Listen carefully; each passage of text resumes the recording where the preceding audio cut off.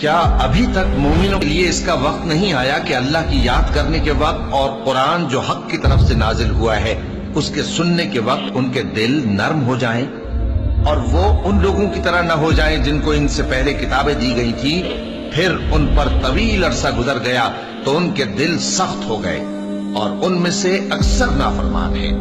جان رکھو کہ اللہ ہی زمین کو اس کے مرنے کے بعد زندہ کرتا ہے۔ ہم نے اپنی نشانیاں تم سے کھول کھول کر بیان کر دی ہیں تاکہ تم سمجھو۔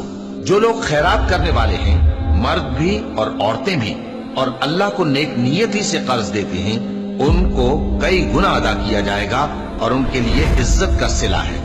اور جو لوگ اللہ اور اس کے پیغمبروں پر ایمان لائے، یہی اپنے پروردگار کے نزدیک صدیق اور شہید ہیں۔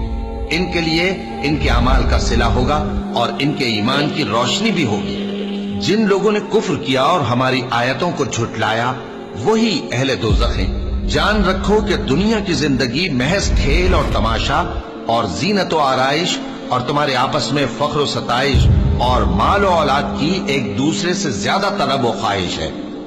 اس کی مثال ایسی ہے جیسے بارش کہ اس سے اگنے والی کھیتی کسانوں کو بھلی لگتی ہے، پھر وہ کھیتی خوب زور پر آتی ہے، پھر اے دیکھنے والے تو اس کو دیکھتا ہے کہ پک کر زرد پڑ جاتی ہے، پھر چورا چورا ہو جاتی ہے۔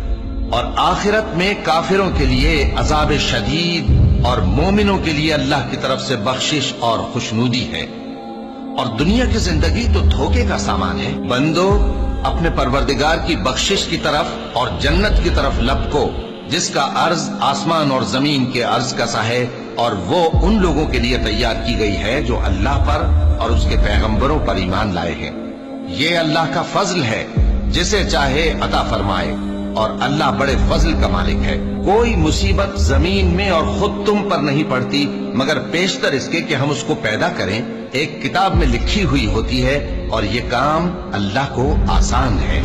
تاکہ جو فائدہ تمہیں حاصل نہ ہو سکا اس کا غم نہ کھایا کرو، اور جو تم کو اس نے دیا ہو اس پر اترایا نہ کرو۔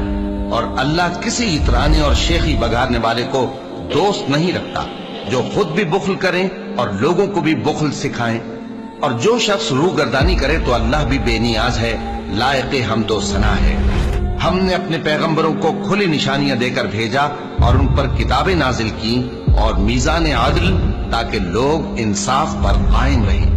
اور لوہا پیدا کیا کہ اس میں اسلحہ جنگ کے لحاظ سے زور بھی بہت ہے اور لوگوں کے لیے فائدے بھی ہیں، اور اس لیے کہ جو لوگ بن دیکھے اللہ اور اس کے پیغمبروں کی مدد کرتے ہیں، اللہ ان کو معلوم کرے۔